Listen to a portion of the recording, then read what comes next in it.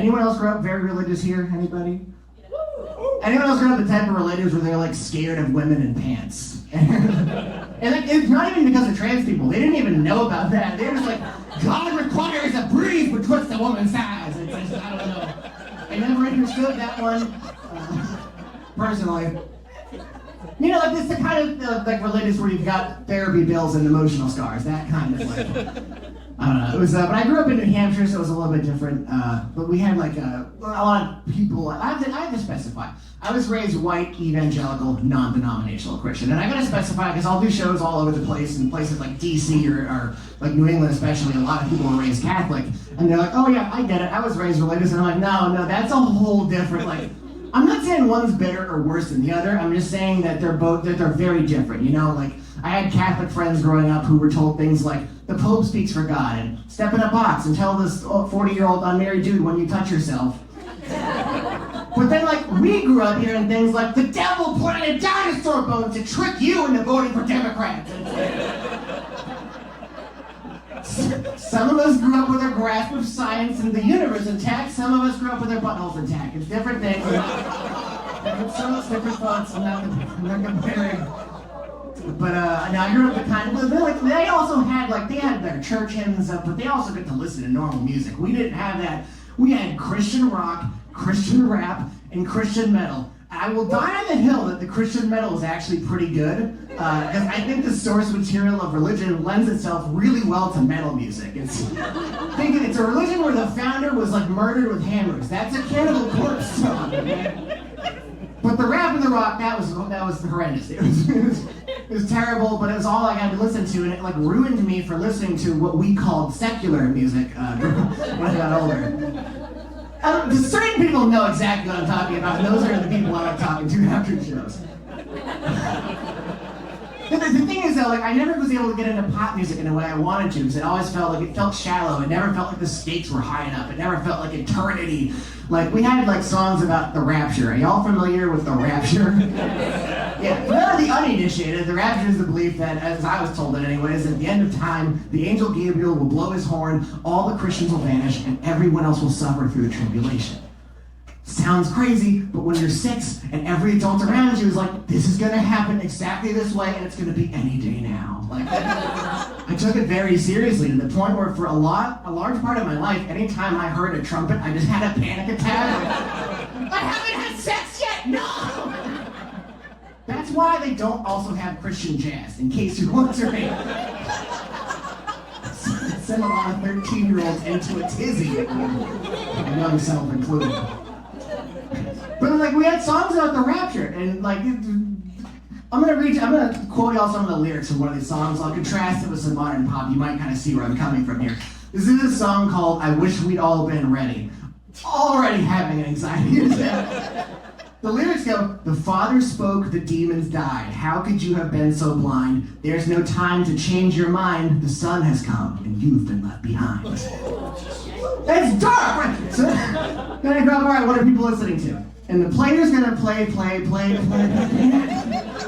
I like a lot of Taylor's music, but it's like, I can't get into it. Like, maybe if it was like, and the sinner's gonna burn, like, I need stakes for it to feel real. Does that make sense to anybody?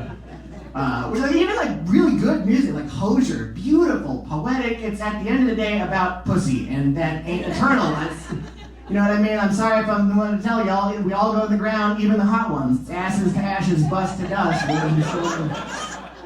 It's all fleeting. But yeah, so we had Christian music, but we also had like Christian colleges, and I went to one of those things. And here's the thing, like I mentioned earlier, I was raised in New England, where like I was taught, among other things, that Christianity was about, loving the neighbor, feeding the poor, so on and so forth. I go to a Christian college in the South, and I find out actually it's about gun rights, and I had no idea. You know what I mean? Like I got down to the school. There's guns all over the place. It was like I was nervous because I got rid of my bulletproof vest when I graduated high school because I thought I didn't need it anymore. Just through the air graduation. And psych, I go to college in a John Wayne film. It was very weird. It's like, like when you have that nightmare where it's like you show up for a test and you very obviously studied different material. It was kind of like that. Like I had grown up reading the NRSV translation of the Bible, but everyone there had grown up reading the NRA translation of the Bible. There's like subtle differences, like in the Lord's Prayer, it's our Father who art in heaven, hollow point be thy bullets, things like Jesus dies on crosshairs in that one. That's the other. But no, it's like, so there's guns all over the place. And they would encourage, by the way, teachers to be armed. Teachers would just be sitting up there preaching, teaching you about turning the other cheek, just holstered up. In case today's the day that ISIS decides to invade Lynchburg, Virginia. Which, like, the ironic things, if ISIS ever got to Lynchburg, they'd see how women are treated there and be like, guys, I think we already did this. Let's sit here in the crowd, am I right? Wow. Teachers would be armed. It was bizarre. I'm like, if you're gonna do the religion thing, do that. If you're gonna do the redneck thing, do that. It's weird when you combine them. And it's like, I don't like going into a Good Friday service and there's some dude who looks a lot like Dale Earnhardt Jr. on a cross in the back of the room. Maybe senior, not junior, not yet.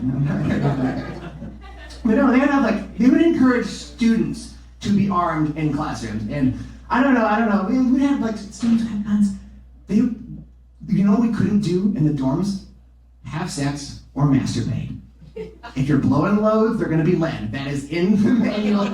It's what you sign when you go there. And this is the thing, like, I don't know if we all stand in gun control. We might have different beliefs, but I think the one thing we can all unite around together as Americans is the one group of people who should not have free access to firearms is men aged 18 to 23 who aren't allowed to have sex or masturbate. One Elon Musk is enough. Don't need more of these fucking people. Okay. We're gonna have something fun here. You learn a lot of things going to these colleges. That the people who teach you there don't like you to know. Like, I don't know if y'all know that weed is actually in the Bible, referenced by name. There's a part in Exodus where God is giving Moses, as a burning bush, a recipe for an anointing oil. And one of the ingredients in the anointing oil is translated aromatic cane into English. But the Hebrew word is cannabosa. Sounds a lot like cannabis. It's because it's where we get the word cannabis from. But this is real. They would, in case you're wondering how strong was this, they would infuse 9 pounds of weed along with some incense and other stuff into a gallon of olive oil that they would drench their priests in head to toe. Yes, they saw God. They also probably saw Snoop Dogg, right? Just crip walks through the time-space bluntidium. This y'all better get the fuck up out of Egypt. I don't know, it's fun. Hey, zombie coming. I know it's been a lot of fun. Let's go ahead and bring Gunny back up here.